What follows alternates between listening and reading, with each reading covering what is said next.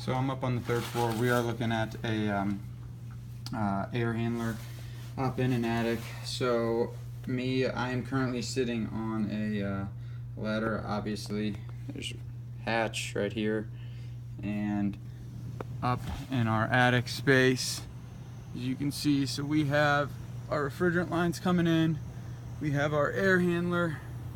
Trying to see if there is a pan underneath our air handler, but we look at so we're going to look at an option. This system's working, same age as the first system, but we're going to look at an option to replace this system up here. So we'd have to replace the air handler because our coil is cased within the air handler.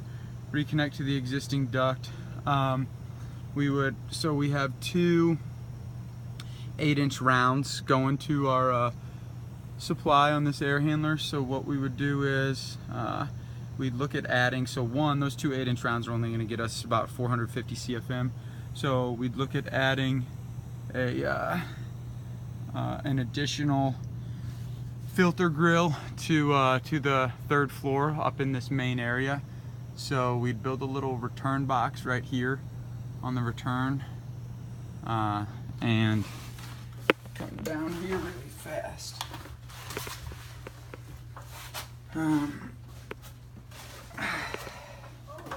So we have, so as you can see, there's our hatch. We've got two of these little 12x12 lay-in filter grills, so we'd look at adding a third one to this space, so we could add it right up here.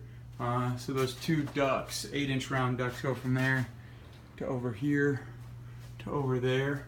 So we can again add another one right in this center space. One of the things she mentioned was that this area gets a little bit hotter. The hot air congregates from coming up the stairs.